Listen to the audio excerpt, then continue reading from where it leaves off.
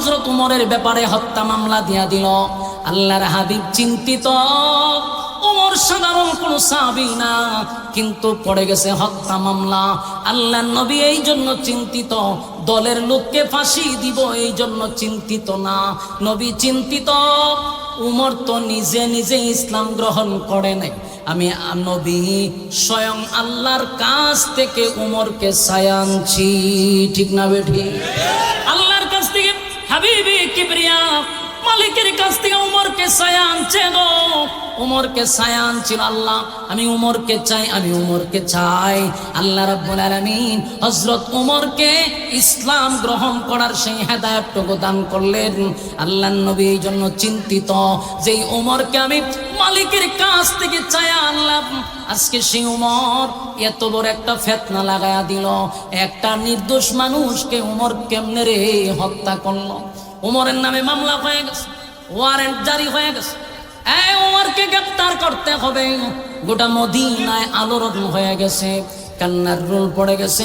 উমরের সাপোর্ট যারা আছে তারাও চিন্তিত। উমরের মতো একটা ব্যক্তি নির্দোষ একটা মানুষকে হত্যা করতে পারে না, হত্যা করতে পারে না।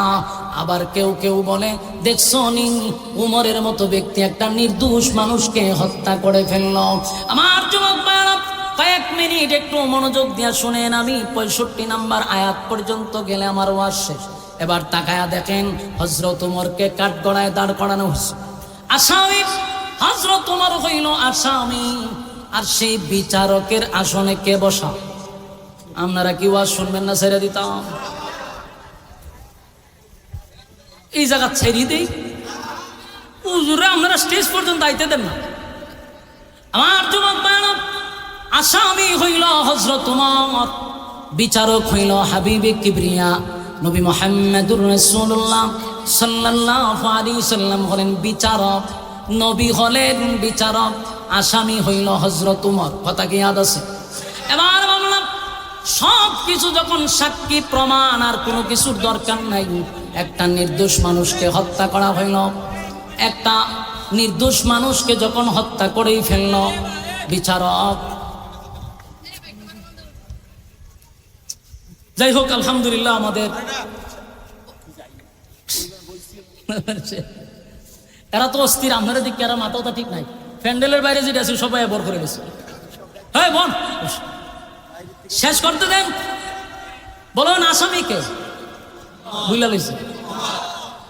খলিফাতুল মুসলিমিন হযরত উমর হলেন আসামি, আর বিচারক হলেন কে?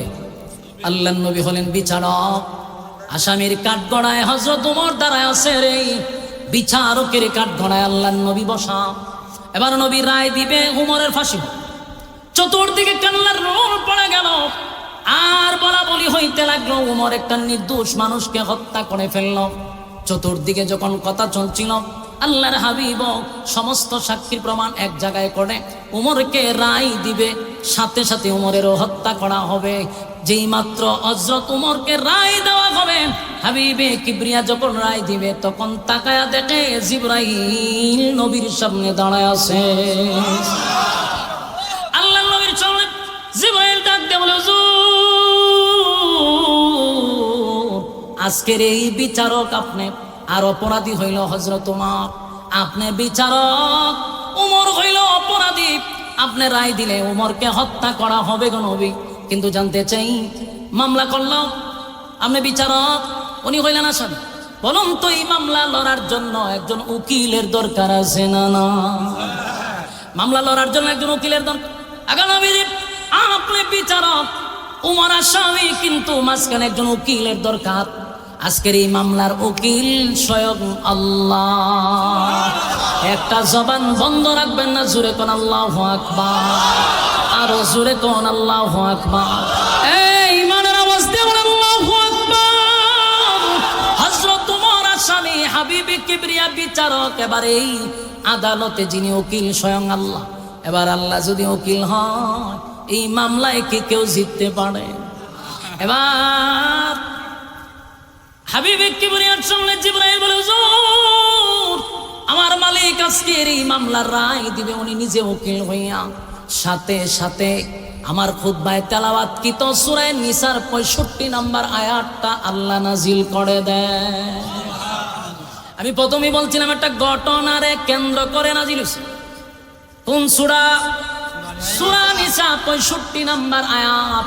আল্লাহ তখন এই সূরার এই আয়াতটা নাজিল করে বলেন, ফালা ওয়া রাব্বিকা লা ইউমিনুনা হাত্তা ইউহাক্কিমুকা ফীমা শাজারা বাইনাহুম সুম্মা লা ইয়াজিদু ফি আনফুসিহিম হারাজাম মিম্মা কাদাইতা ওয়া ইউসাল্লিমু তাসলিমা।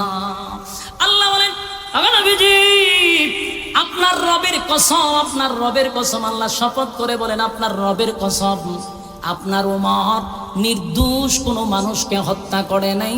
যাকে হত্যা করছে সে শুধু নামে মুসলমান ছিল, সে প্রকৃতপক্ষে একজন ছিল ইহুদি। কি ছিল? কি ছিল? ইহুদি ছিল। আল্লাহ বলে আপনার উমর কোন নির্দোষ মানুষকে হত্যা করে নাই। উমর যারে হত্যা করছে সে দোষী ছিল। আপনি নবীর বিচার যার কাছে পছন্দ হয় না, সে যতই